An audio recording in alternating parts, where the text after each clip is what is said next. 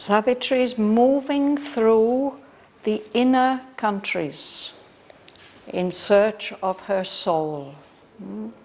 She has divined or felt that it's at the very center and core of her being. And she has to move towards it through the physical body. And the first thing that she encountered was the level of the senses. And the senses, they want to be free of the mind. They want to have the right just to enjoy themselves. But Aurobindo says, without mind, there can't be any real delight. And then there's a tremendous, powerful rush of feelings. The senses somehow connect the purely physical body with the life being. And it's this chakra down here. Then there's the level of emotions and feelings, and there this rush of powerful life force comes in like a dragon, a giant head of life, and it rushes through her being like a river in flood, bursting over its banks, and she feels herself as if she's isolated on a little island of quiet in the midst of that flood. But then the flood ebbs away, and we saw that she came to another realm where the life force is under the control of the mind. Life can't just indulge its fancies freely. It's being controlled by mind. So that's what we're reading now. I'm reading on from line 279. Reality's poise and reason's symmetry were set in its place, sentineled by marshaled facts. They gave to the soul for throne a bench of law, for kingdom a small world of rule and line. The age's wisdom shriveled to scoliast lines, shrank patterned into a copybook device. The Spirit's almighty freedom was not here. A schoolman mind had captured life's large space, but chose to live in bare and paltry rooms, parked off from the too vast, dangerous universe, fearing to lose its soul in the infinite. Even the idea's ample sweep was cut into a system, chained to fixed pillars of thought, or riveted to matter's solid ground. Or else the soul was lost in its own heights, obeying the ideal's high-browed law, thought based a throne on unsubstantial air, disdaining earth's flat triviality. It barred reality out to live in its dreams. Or all stepped into a systemed universe, life's empire was a managed continent, its thoughts an army ranked and disciplined. Uniformed, they kept the logic of their fixed place at the bidding of the trained centurion mind. Or each stepped into its station like a star, or marched through fixed and constellated heavens, or kept its feudal rank among its peers in the sky's unchanging cosmic hierarchy. Or like a high-bred maiden with chaste eyes, forbidden to walk unveiled the public ways, she must in close, secluded chambers move, her feeling in cloisters live or gardened paths. Life was consigned to a safe, level path. It dared not tempt the great and difficult heights, or climb to be neighbor to a lonely star, or skirt the danger of the precipice, or tempt the foam-curled breaker's perilous laugh.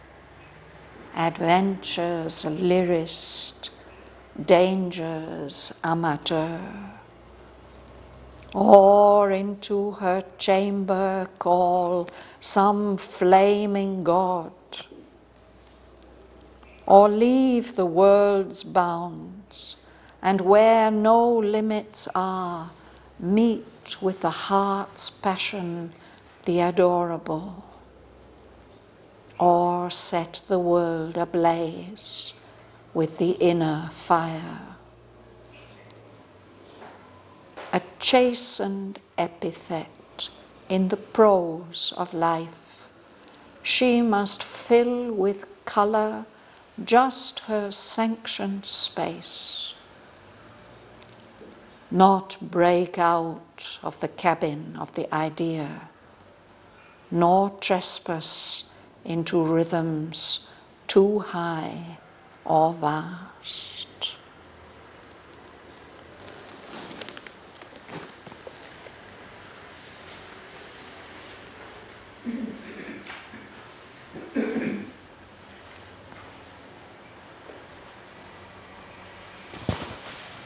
Dhanalakshmi.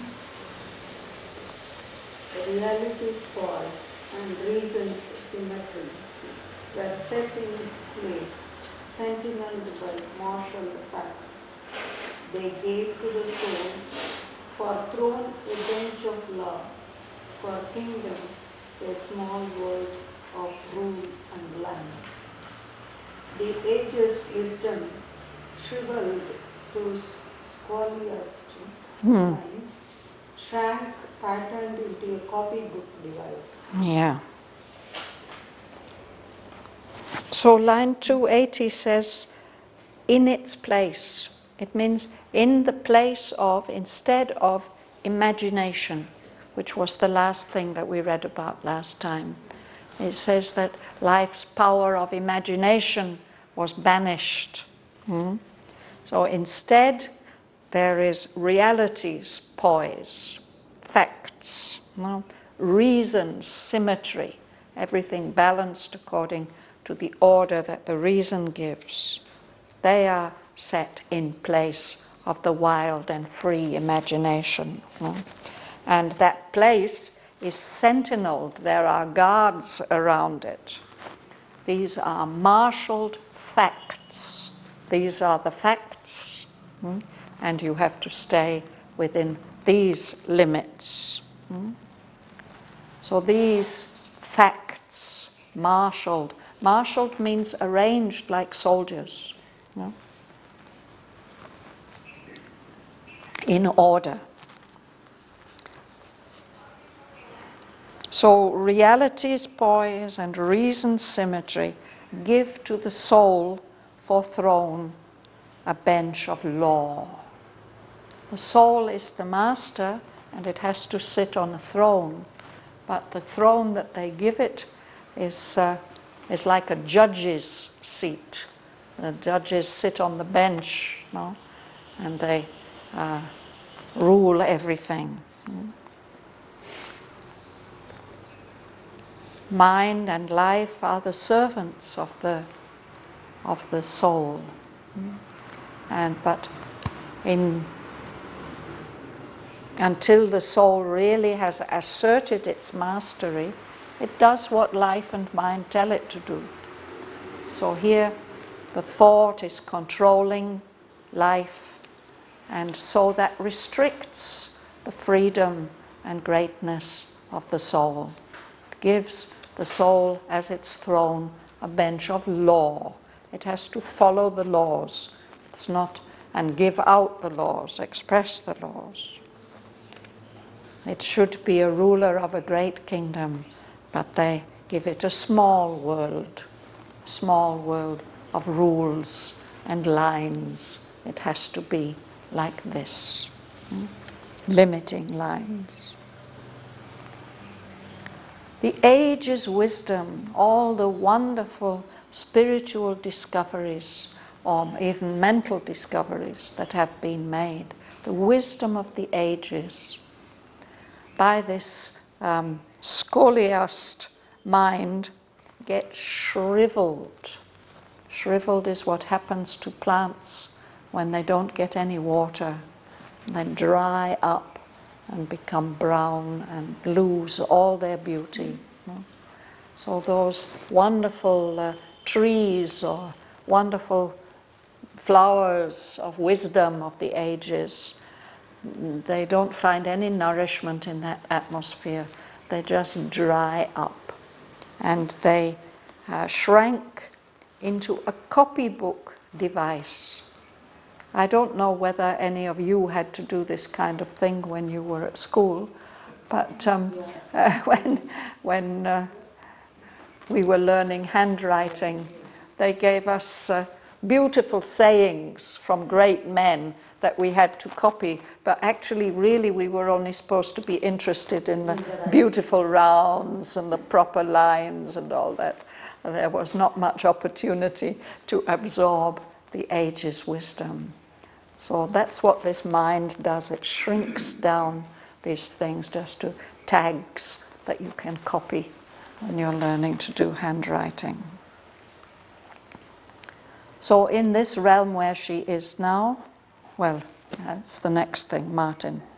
No, sorry, Vijaya. The Spirit's almighty freedom was not here. A schoolman mind had captured life's large space, but chose to live in bare and paltry rooms, parked off from the too fast, dangerous universe, fearing to lose its soul in the infinity. In the infinite. Full stop. Thank you. So we had this word scholiast. No? It's a person who's very precise about scholarly things, but not in a very illumined way, in a way of routine and rote and, a scholiast. So that scholiast thinking, that shrivels the life out of the wisdom. And here he says a schoolman mind. It has a scholastic, you see, is more neutral. This is a negative word, scholiast. It's somebody who just by rote, without real understanding, repeats all that he's learned. And he thinks he's a great scholar, but he's not a great scholar. He's real scholarship means understanding and appreciating. No? He's a scholiast. He's shriveled everything up. And it's similar with a schoolman. It's one of these things that happens to school masters if they have to always teach very young children. They lose the higher appreciation of what they have to teach. It becomes very narrow. No?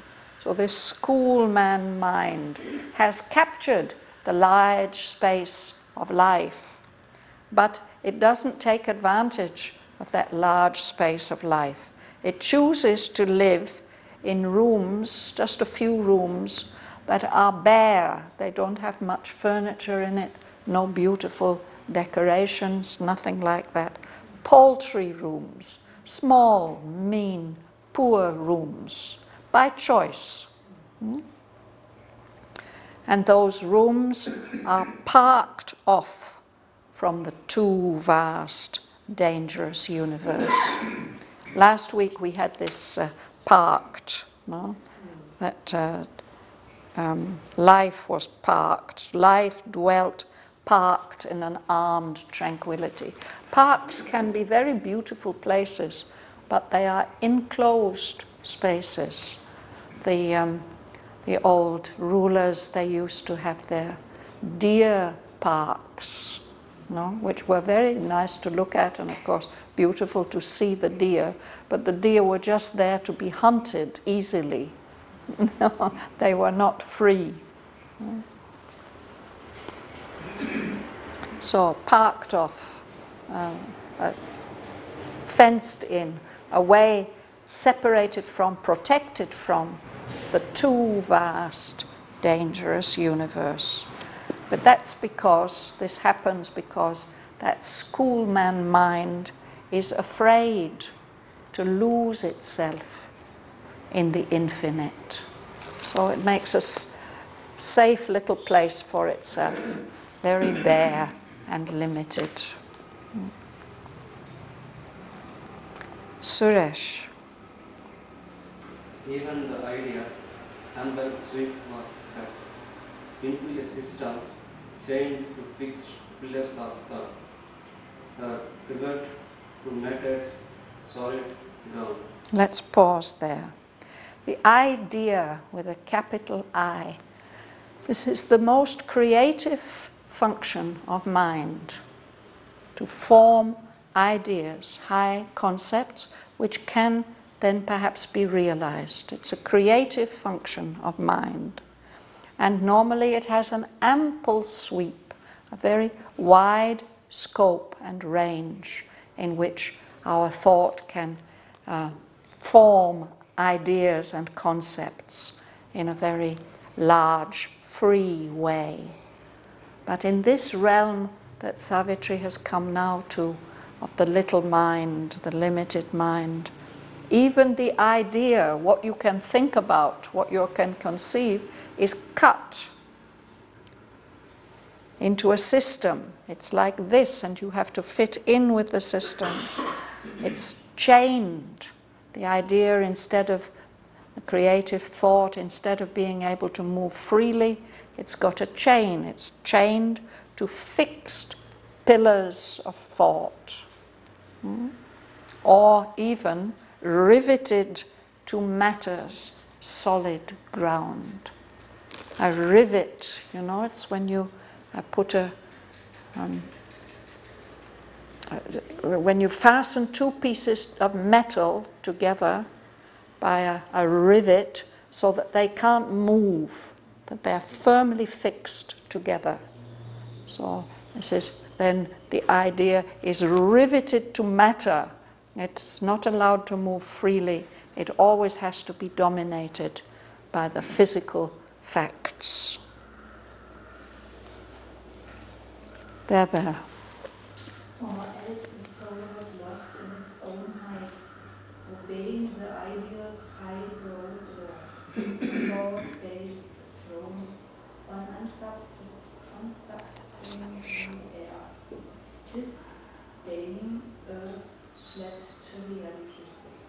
It bared reality out to live in its dreams. Yes. So this is just the opposite thing.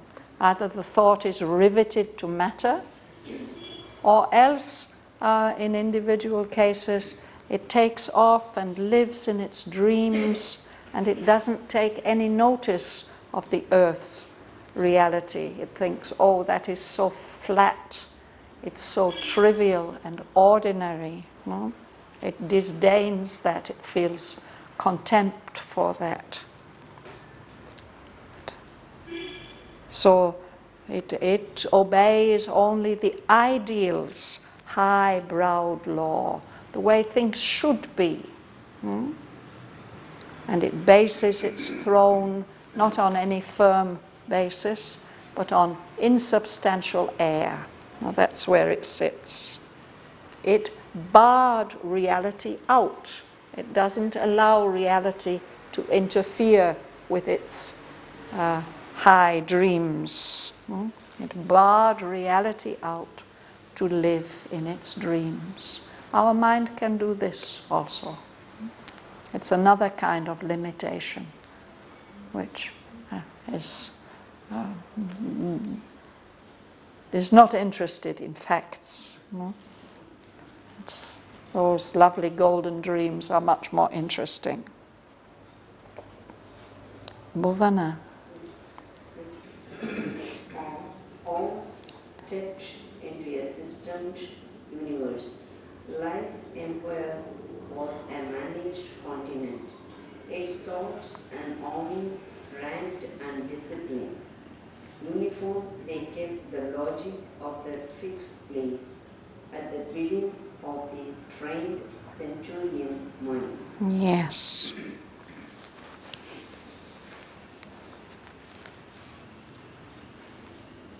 The mind sometimes can think that it's understood everything, no?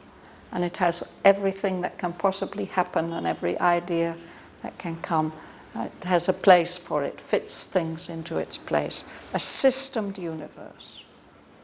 So life and mind, everything stepped into this universe that has been arranged in a system by the mind. So then the empire which life should rule, it's a managed continent. It may be a big, solid mass, but everything is very well managed, arranged in its place. So its thoughts then are like an army of thoughts ranked. In an army there are different ranks, from the private to the corporal to the lieutenant and so on, different ranks. So each thought has its place, its rank, and each of them is disciplined. They all have to follow the discipline of this managed continent. They are uniformed. Soldiers, of course, wear a uniform, but it also means uniform means they're all the same. So they're made the same. And each of them keeps the logic. They have to follow the reason of their own fixed place. And they are commanded by the trained centurion mind. Centurion was a rank in the Roman army, the ancient Roman army. It was an officer who was in charge of 100 soldiers, a centurion. So there's this orderly, disciplined officer mind telling every thought where it has to go. But there are other possibilities as well. Gumsun.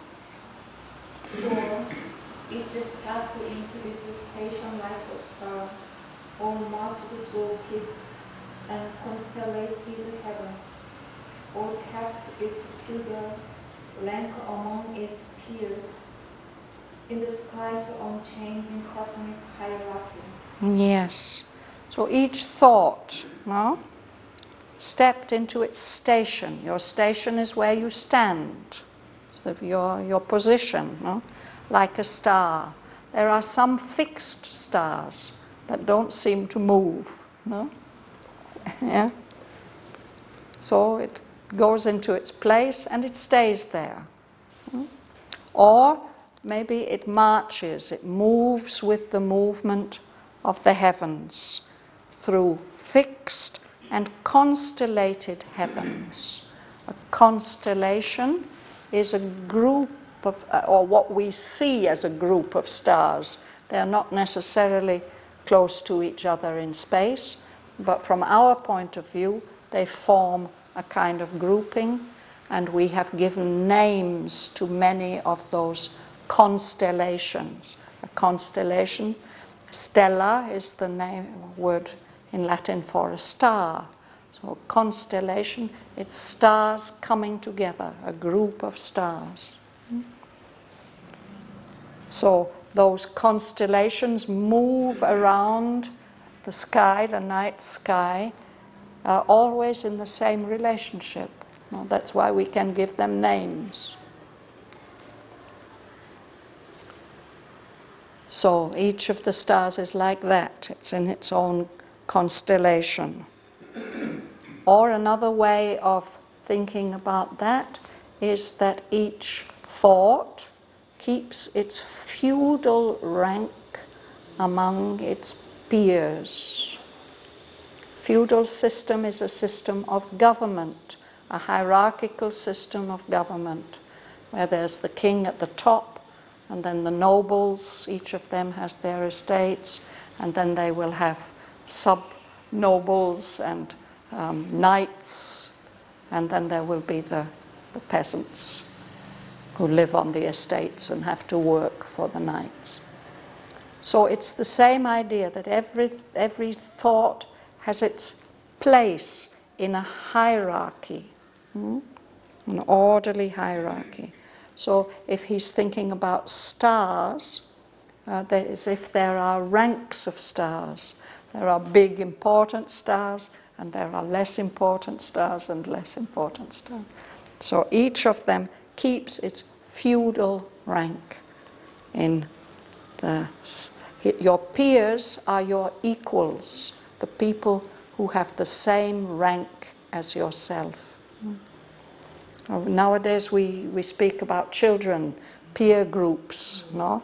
The other kids of the same age, they are the peers, and what the peers do, it's a very strong influence on each individual child. So it's something like that. The sky's unchanging cosmic hierarchy. So we can see that the qualities of this mind which she's experiencing now, it's order, discipline, fixed positions, fixed roles. There's not much free movement. So another way of expressing that comes in the next sentence, Gangalakshmi. Like red lion with the chaste eyes, forbidden the walk and well the public ways. She must in close secure chambers move, her feeling in the clusters lead or garden paths. Yes, so this is about life.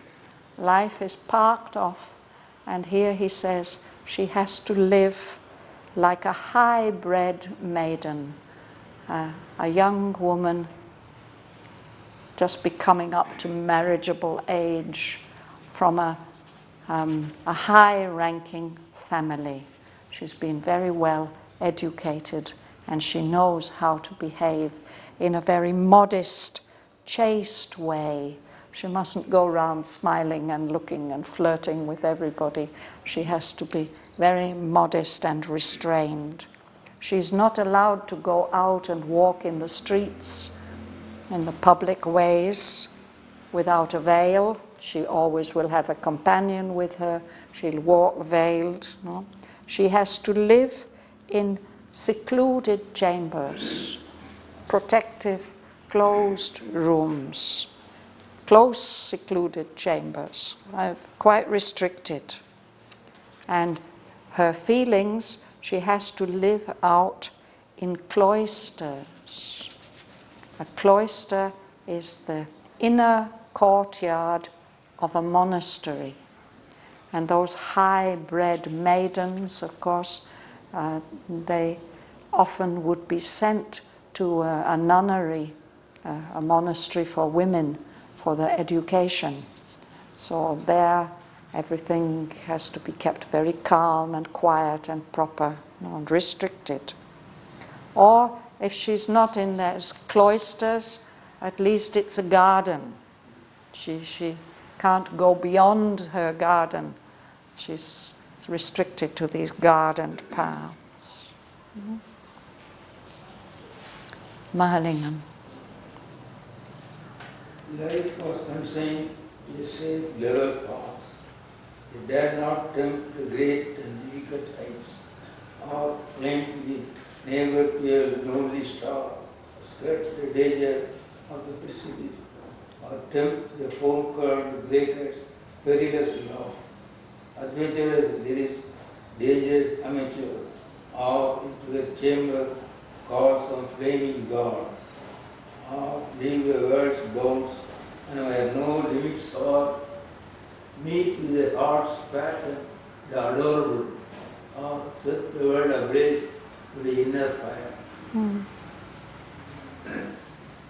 So, under the control of this limiting mind, life was consigned, told to keep to a safe, level path. She's not allowed to go beyond that.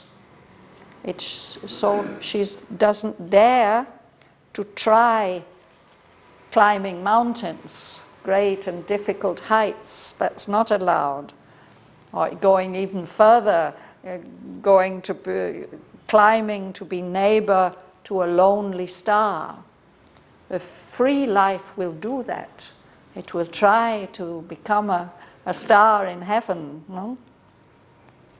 And another thing that it will love to do is to skirt the danger of the precipice, to have dangerous experiences, challenging experiences. A precipice is a very steep cliff, and if you go too near to the edge, it's dangerous. It may crumble, you may fall. But still, adventurous people exactly like to do those kind of things.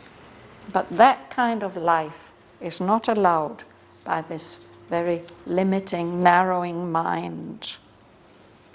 The free life would love to swim in the ocean, even when there are big waves.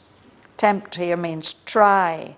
The breakers, they're big waves that break with a lot of force onto the beach. So that's like a laughter of the wonderful sea, but it's dangerous, of course. That those breakers are covered with foam, the bubbles that come as they break on the sand. Life can't take up these adventures. In her freedom, life would be adventure's lyrist, singing the song of delight at adventure, enjoying adventure. Danger's amateur. An amateur, in the way that we use it in our ordinary speech, it means somebody who does something just because they enjoy doing it. You can have amateur tennis players. They're not like professional tennis players who have to make their living with it. There are amateur actors who do it just for fun. The origin of the word means somebody who loves something, a lover. So life is the amateur. She enjoys experiencing danger of many different kinds. And then there's a line which reminds us of our Indian mythology. Or into her chamber call some flaming god. It reminds us of the story in the Mahabharata about the mother of the Pandavas, Kunti, when she was still a high-bred maiden, when she was a princess, not very old, in her father's house, some great, very bad-tempered rishi came to stay. And her father hoped that that rishi would not curse anybody. So he asked Kunti, his little daughter, to take care of that rishi. And she took care of him so nicely. He was so pleased with her that when he was going away, he gave her a mantra. He said, with this mantra, you can call any god and he will give you a child. So that little girl, she couldn't resist trying it out. And who did she invite? She invited the sun god. And then he gave her a child, and what was she to do with it?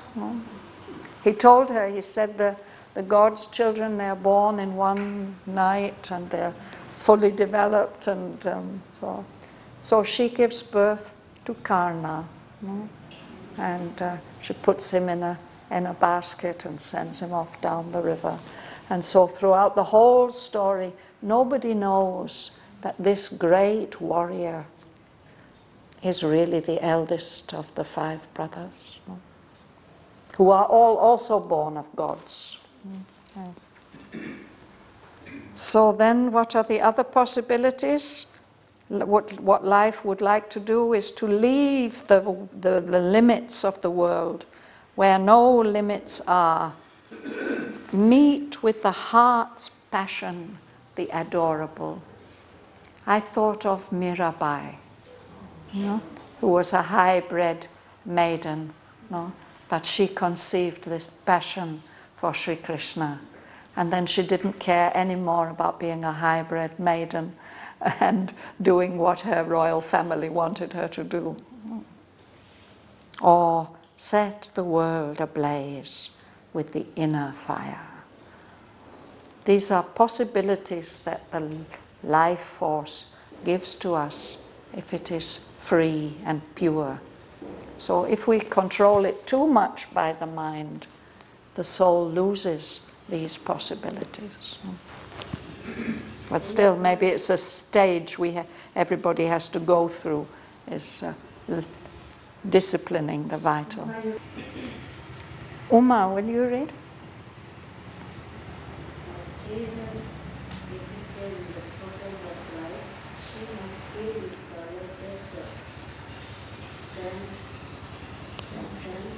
Sanctioned.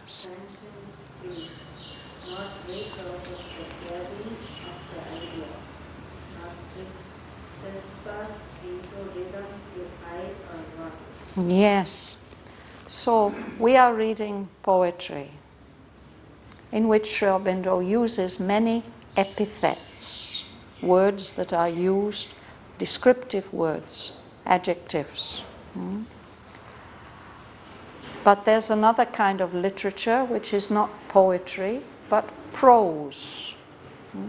It isn't written in these short rhythmic lines like this is. It's more, well, The Life Divine is prose, or Sri Aurobindo's many other books. And there are rules about writing good prose. Of course, there are different kinds of rules, different schools of thought about it. But there are people who believe that when we are writing prose, we shouldn't use too many adjectives, epithets. And when we use them, they should be chastened.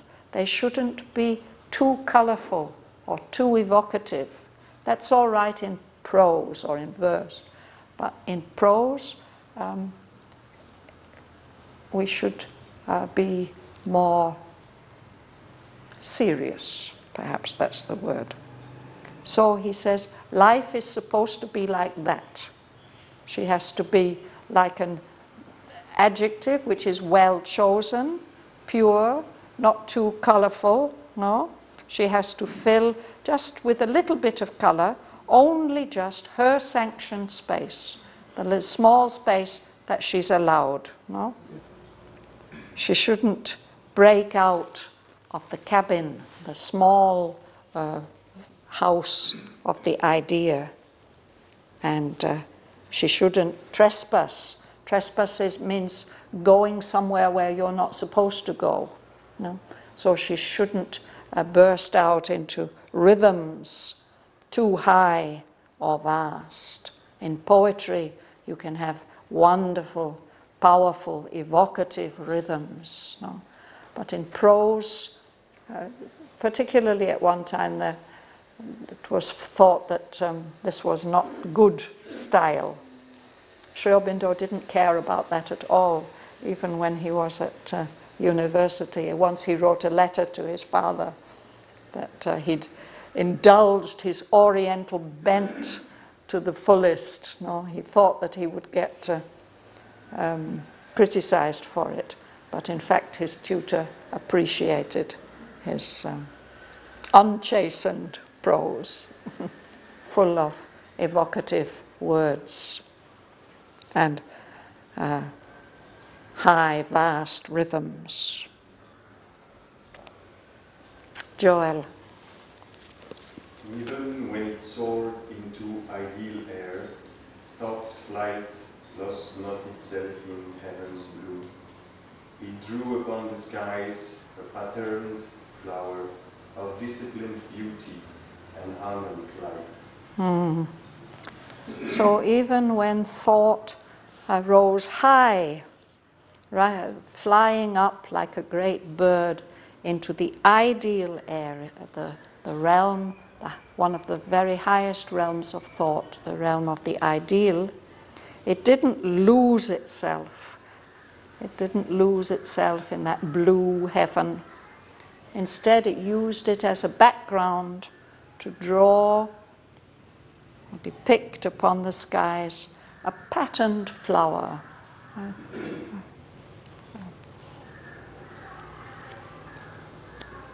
Of disciplined beauty and harmonic light. There's nothing extravagant about that flower, that image which it draws. It's perhaps just got 5 petals and a little red, yellow in the middle, something like that. So I think we should stop there today.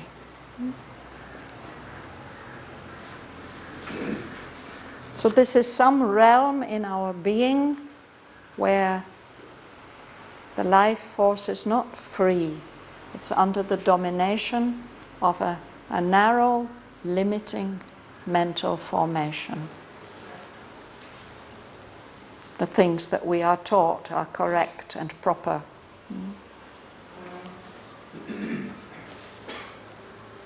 So we'll go back to line 279.